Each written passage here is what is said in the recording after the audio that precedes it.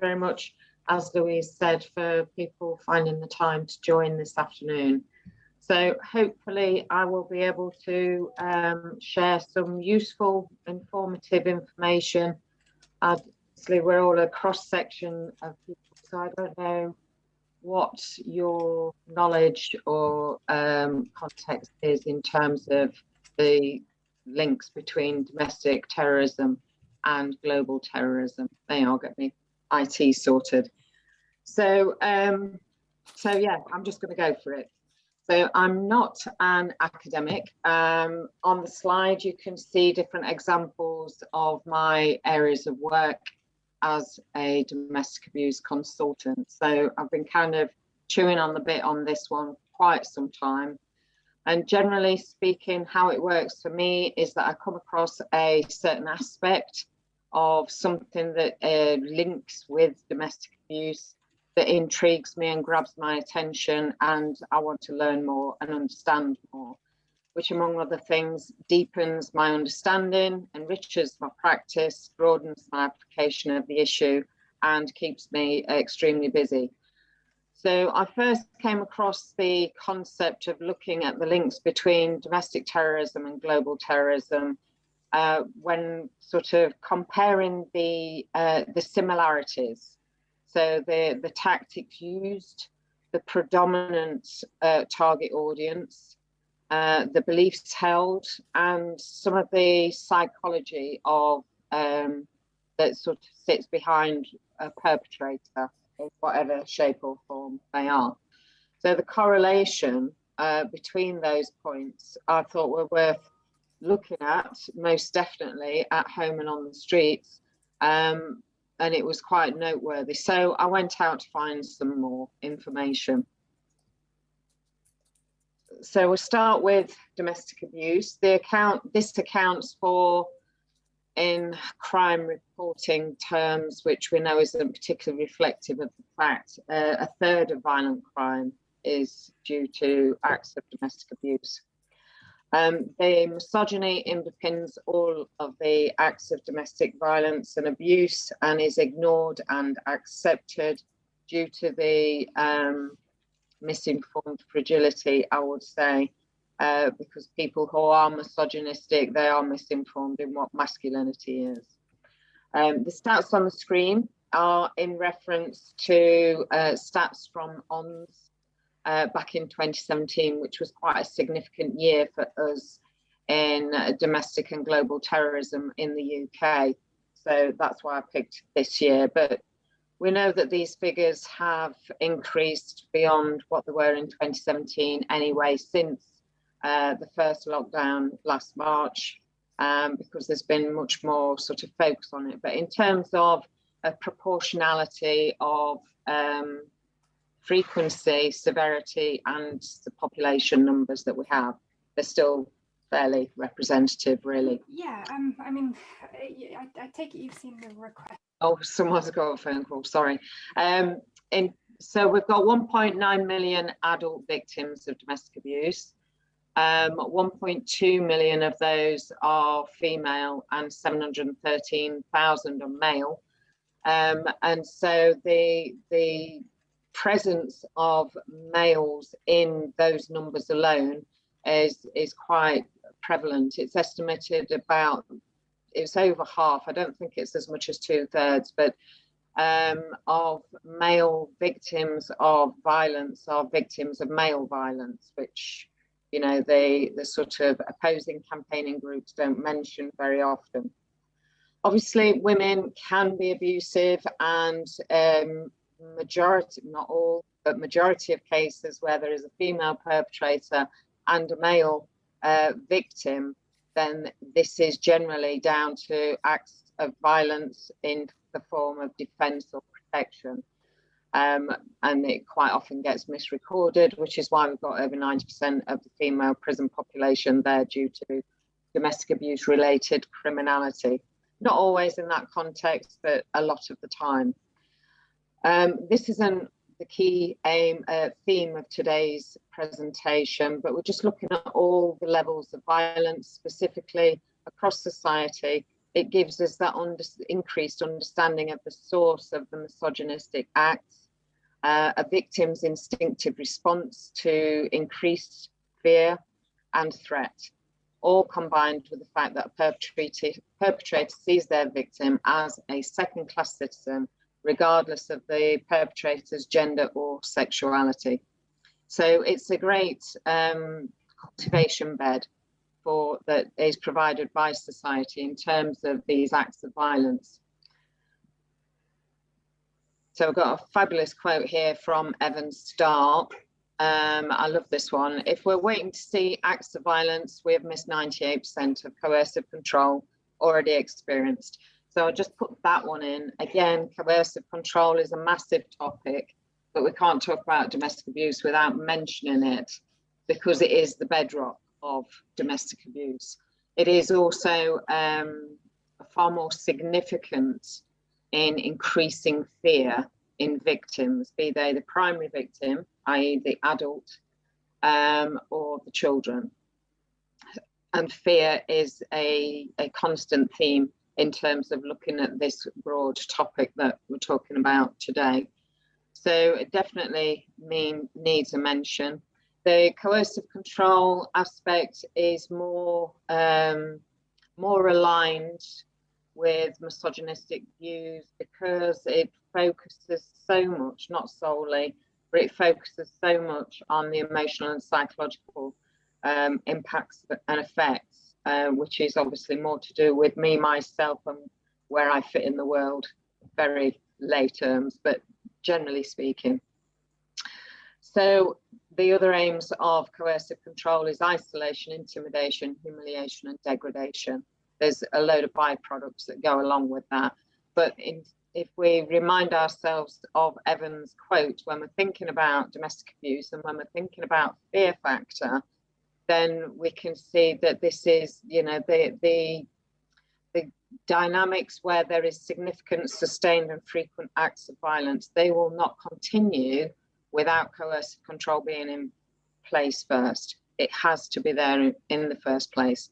So it is a significant key factor to look at. And when police are called out to an address, when another woman is raped and bludgeoned and murdered by a current or ex-partner, and when there is then an act of terror that goes on our streets, you know, the sort of societal response is, it's a bit of a shock. When actually, if we looked at these things properly and we responded to them properly, the writing is emblazoned in neon on the wall. So when others began researching this area of work, it became evident and clear that there is a trajectory of behaviours when we're looking at the clusters from going from a home environment to an adult intimate relationship and then into a terrorist act. So looking at their histories of those that have already committed the acts of terror, they began abusing it within their families and crucially becoming desensitized and disconnected, which opens them up to radicalization. And that can act, it doesn't have to be there, it doesn't have to be a feature, but it can act as a stepping stone to then going on and committing acts of terror on the streets. And because of the way our society cloaks the issue, there is little motivation to stop a person from going on that trajectory if that's kind of where they're heading. UNICEF, this is research in 2006 stating that when a boy witnesses violence toward his mother and is unable to stop it, he will have an increased propensity to eventually adopt a violent persona. So none of this is new. It isn't a foregone conclusion either, but it is quite a strong indicator. There is a psychology to transfer from the victim of the abuse in the home as a child into as an adult and becoming that perpetrator. And this quote reflects a likelihood, as I say, not a foregone conclusion. There is an aspect of neuroscience that sits alongside the processes which demonstrate the internal responses to external behaviours experienced. And there has been plenty of research conducted regarding the impact on the child's brain when in a context of domestic abuse in a physiological sense, but neurologically, the child's brain is affected in the same way as a soldier's brain who has been exposed to combat. The response of fear is driven within the amygdala in the brain, and the amygdala's sole aim is about keeping ourselves alive in that millisecond of whatever it is that has triggered it in the first place. So when children are living with domestic abuse, because the amygdala deploys a response that has worked best previously, that means that children can be left living constantly in hypervigilance, which gives us a poor gauge for assessing level of risk accurately. And it also can create an overreactive response to a given situation. So stereotypically, girls tend to fall into the lack of risk measures, which we can see demonstrated when a female becomes a repeated victim of domestic or any kind of abuse, not necessarily just domestic abuse. And boys tend to go on the other line in terms of an inflated response regarding the hypervigilance that that male child has had. So in adult relationships, this can be expressed through implementing control and acts of violence, occasional or significant or repeated. And in the context of misogyny, this is enabled. It is the norm for females to be seen as untrustworthy, blamed, abused, and murdered. And if in the formative years, the absence of attachment that was created by the domestic abuse, then the wiring of the brain is already being affected even before they get beyond that.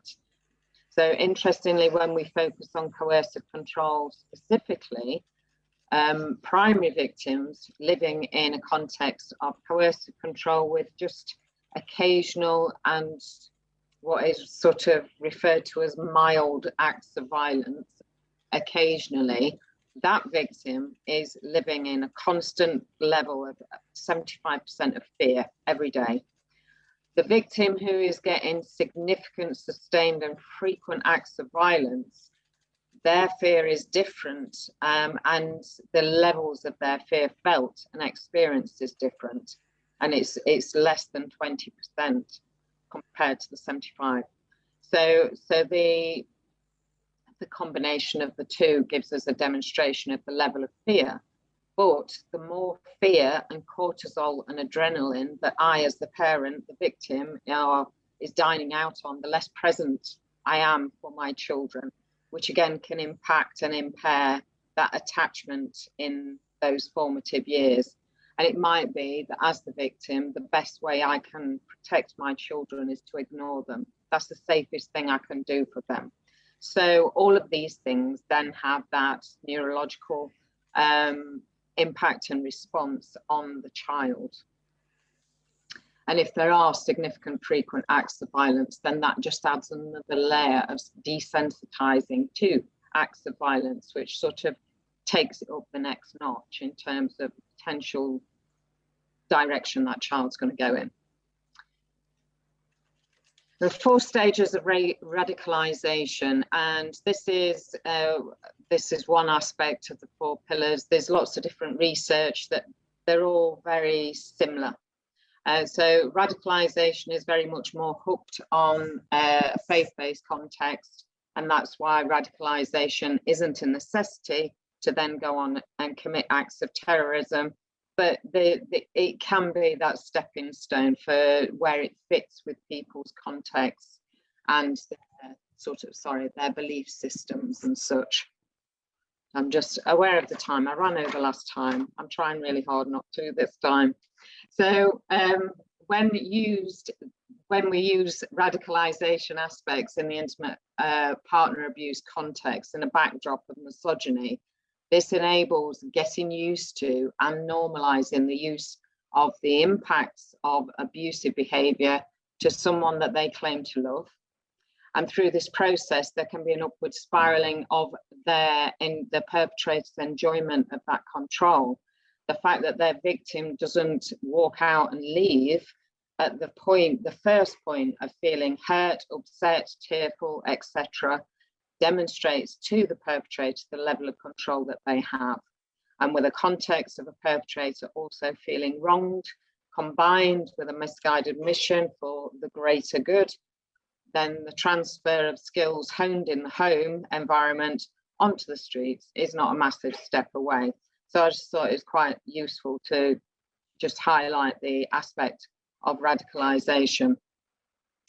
And interestingly, because I mentioned the psychology of all of this, in a context of conflict, radicalisation is a tool for recruitment en masse, and it is driven by hate. And this pathway refers to the dehumanization of the enemy by group members, and typically where prolonged violence becomes more extreme, resulting in opponents being perceived as less than human. And it's quite interesting that this particular topic, I've been commissioned to do this a few times with the military, and there's very lots of twitching and uncomfortability in the audience because there are lots of parallels in what I've just said in terms of recruitment to a terrorist group, but also in terms of recruitment to a military group. And there's lots of parallels in terms of the training processes as well. So that was quite interesting. But here you can see on the poster, so I hope you can see where I'm drawing the correlations with military advertisements. Sometimes people with the worst past create the best futures. So, you know, if I'm already disconnected, I'm feeling at a loss. The world is just ridiculous how the world is running. And I've got all of these hang-ups that I'm putting in Pandora's box rather than dealing with. But I look at this poster and I think, well, I can turn all that bad into good, and I can make the world a better place. Because I think one of the things that it's useful to bear in mind is that perpetrators don't think that they're wrong. They don't think they're doing anything wrong. And that's why they continue to do it. And society frequently doesn't do enough to stop them doing it. So that it just becomes a self-fulfilling prophecy for them. So on the next few slides, we're going to look at some of the descriptors for different aspects. So in domestic terrorism, violence is the perpetrator's means of enforcing control and of punishing any attempts to break it, as it being control, and a reclamation of lost but rightful authorities. So that's just descriptive for the domestic situation. Then we have the lone wolf, which crosses over in both camps. So this is the individuals that are inspired by a certain group but don't take orders from a group or a network. They just work on their own. And there might be members of a network, but this network is not hierarchical organization in terms of the classic sense of the word. So they're one to watch. And in terms of looking at the impact of abuse, desensitization, and disconnection, the lone wolf is ticking all of those boxes. So they're quite often, you know, they don't associate with people in society in or out of lockdown. They're very much alone. And then we have global terrorism descriptor, and this is a terrorist primary aim is to create fear within the target population, with the intention that this fear is translated into pressure on the government to accede to the terrorist demands in order to stave off further attacks. And I think they're quite interesting because they're fairly interchangeable. You could put any of those descriptors on any of the contexts, really. As I say, lone wolf sits in the middle and goes into both camps anyway. So it's just quite interesting, the similarities, but we've just got it packaged up differently. So we look at them separately, generally speaking. Perpetrators of abuse see their victims as this, as I said, regardless of their gender or their sexuality or the victims. They see their victims as being morally deformed, unrepentant, and therefore subhuman, which is just delightful. There is the correlation here between domestic abuse and terrorism, which is undeniable in the words there, really. And it's not hugely researched, But from what we do know, many terrorist groups are saturated by gendered ideology, views and attitudes towards women. And the key thread that motivates an action on those ideologies and beliefs is individuals' drive to regain self-worth and masculine efficacy due to feelings of humiliation and deprivation, which again would be an echo from their own history in terms of experiencing domestic abuse in the home as a child. When looking at large groups formed, there is an additional sheep mentality which can add to that gelling and grouping activity that goes on. But there's, generally speaking, two major camps that terrorists fall into. So there's the Islamic context, the fundamental Islamic context, because all of these things are fundamental, really, because they are extreme. But there's lots of people that feel that the serving of the fatwa on Salman Rushdie back in the end of the 80s has actually been the vehicle to drive that, and that, you know, that group of people see that they as British Muslim people will never be fully accepted into society because of the impact of how people responded and reacted at that time. And again, that was about second generation British Muslims feeling disconnected because they didn't really connect with their parents. So they connected with their, for want of better words, white British friends, and then it created a divide in conversation and movement when the discussions around the fatwa were being served. So there's a lot of people that think that that's the reason why we're still where we are now, and why Islamic fundamentalism has escalated. Other thought processes is that it's always been Islam's belief to sort of take down the West. So there's different camps. And then the other context we have is white supremacy, or far right context. So this group of people recruit new members based on the assumption that the white race and white masculinity are under attack per se, just constant. So far right and white supremacist movements appeal to outdated patriarchal values and abhorrent racist views. And these movements offer white men the opportunity to prove their so-called masculinity, and sometimes through violence and through acts of terrorism. Both of these groups share feelings of honor, shame, and anger, and also deeming themselves to respond to changing social, political, and cultural contexts, perceived or otherwise. It's worth bearing in mind the cycle of abuse that has long been spoken about within domestic abuse contexts of the psychological process, the dehumanizing of the victim, etc., is again transferable in this context, and it's all part of that training aspect and showing your true colours.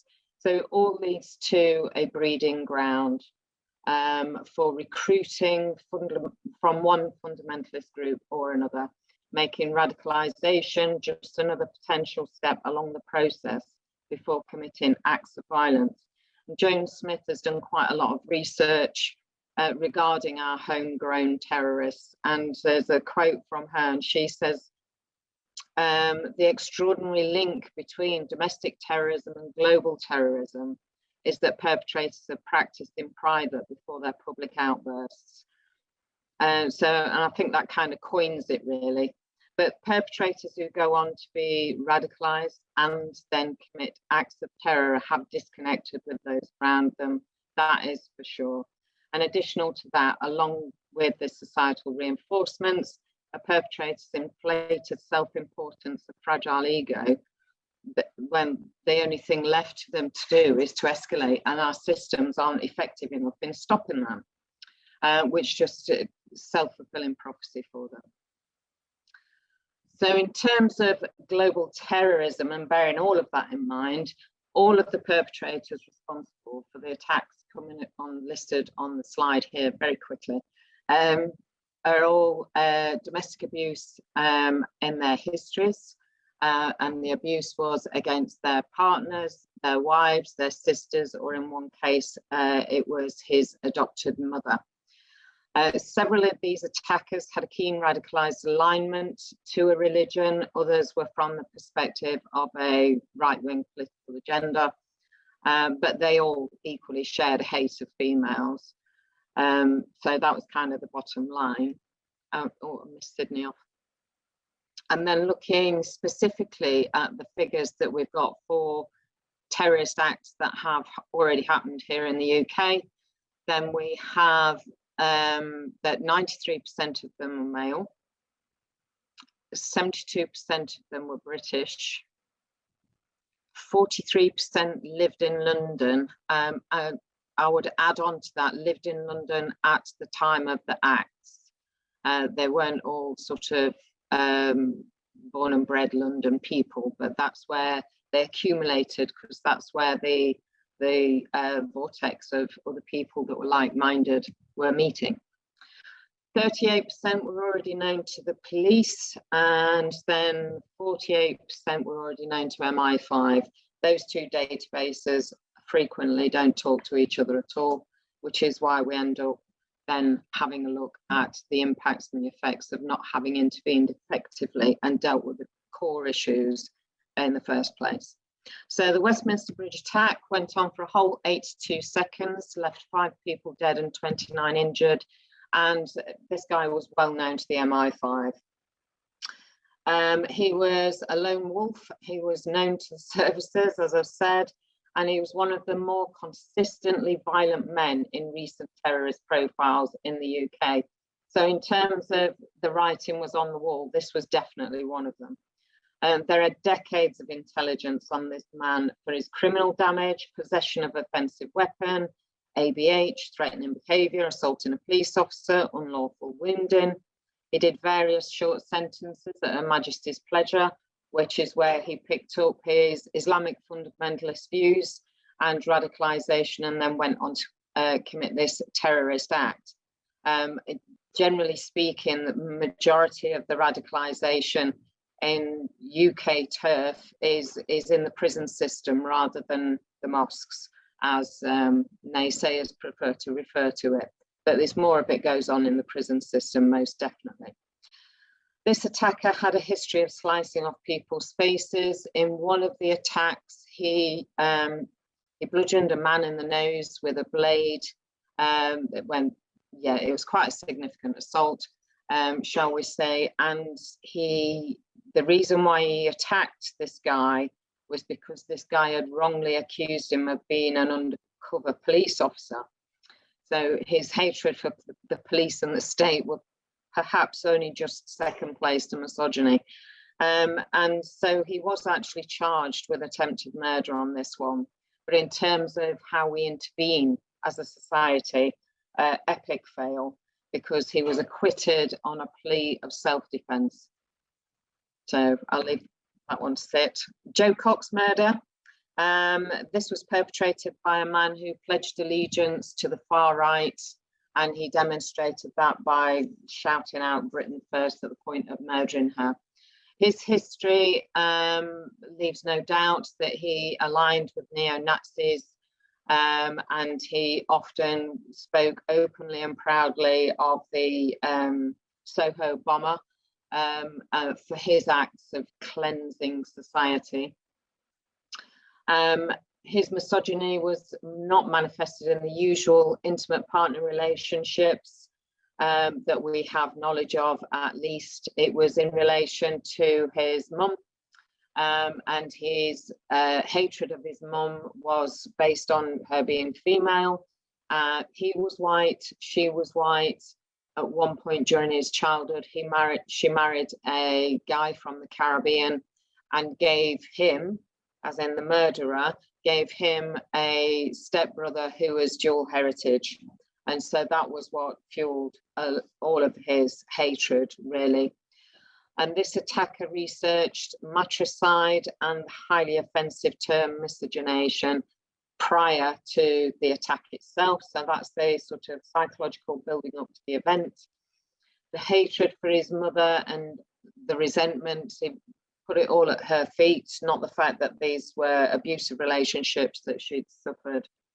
And as his mum wasn't the final victim, this demonstrates the conflicted emotions he had toward his mum, and therefore felt justified to carry out the fantasies of matricide toward another mother who was very outspoken, as in Jo Cox, and her views and values and stance on humanitarianism, etc., were completely in opposition to his own right-wing ideologies. As is often the case when females are victims of male violence culminating in murder, the misogyny is demonstrated from the overkilling. So as you can see on the slide, he stabbed her, returned, shot her twice more. Well, no, he shot her in the head first, then he stabbed, then shot, and then he stabbed some more. So there was overkilling. That's all I need to say on that one.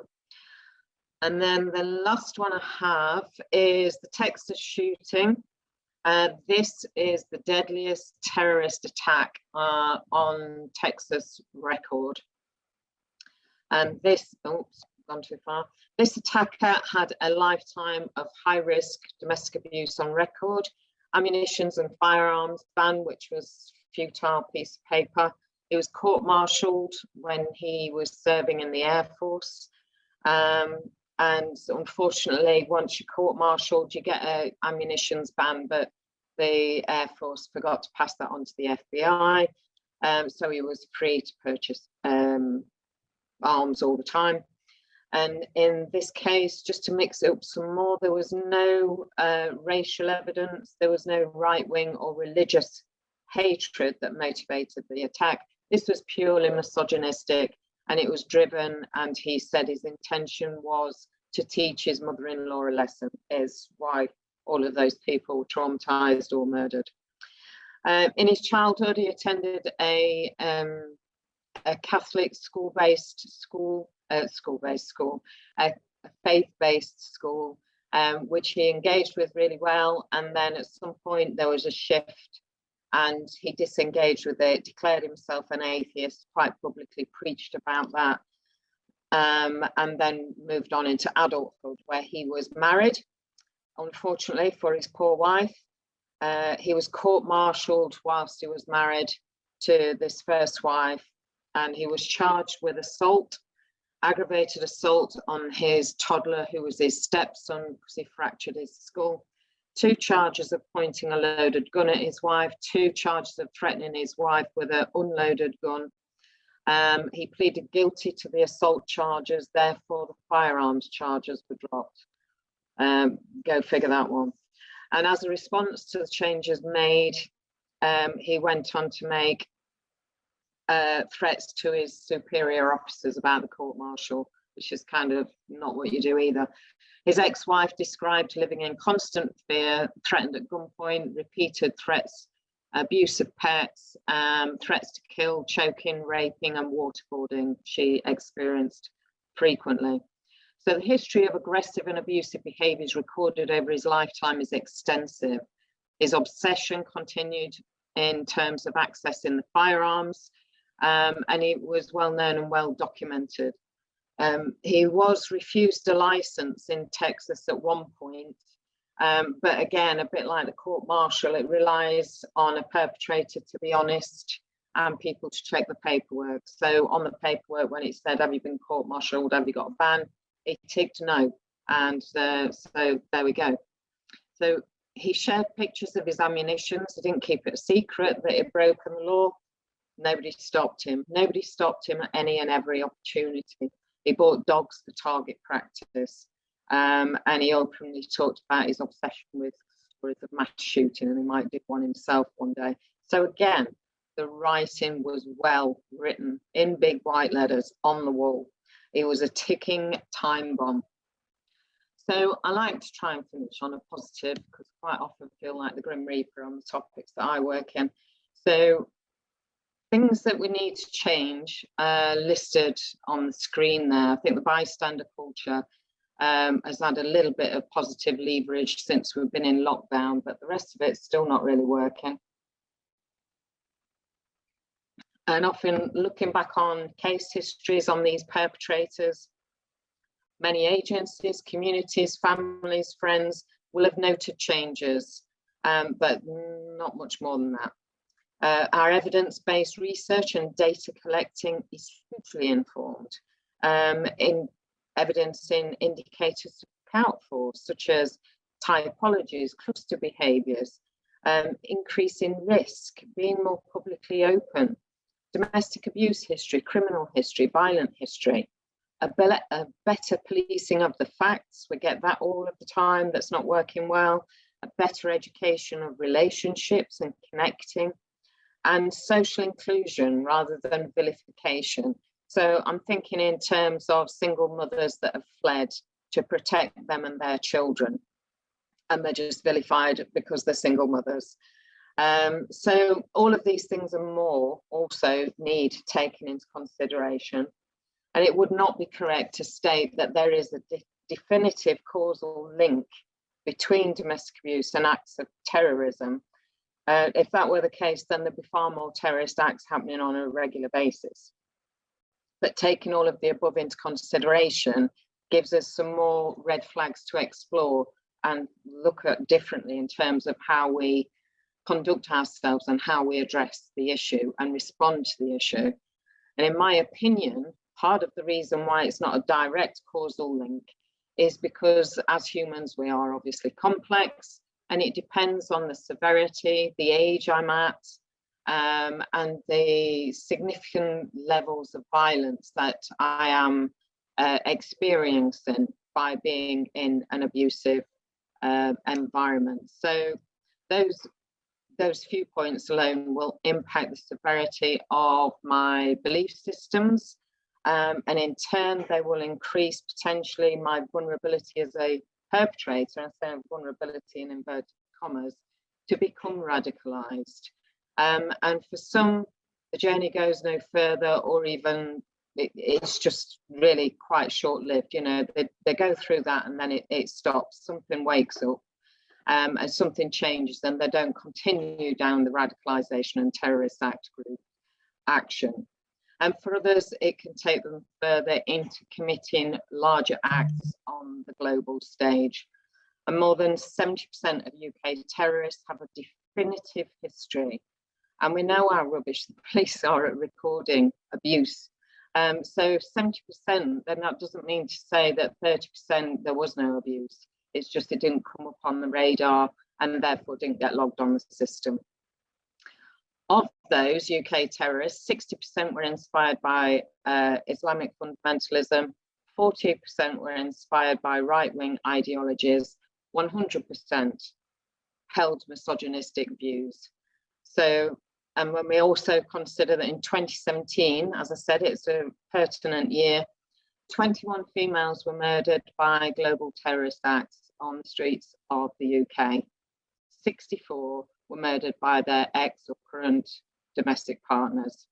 So when we're looking at the terrorism aspect, whether it's global or domestic, it's, you know, the domestic aspect of it is almost like the global terrorism going in slow motion. It just all speeds up when it gets on the big old stage. Okay, that's me.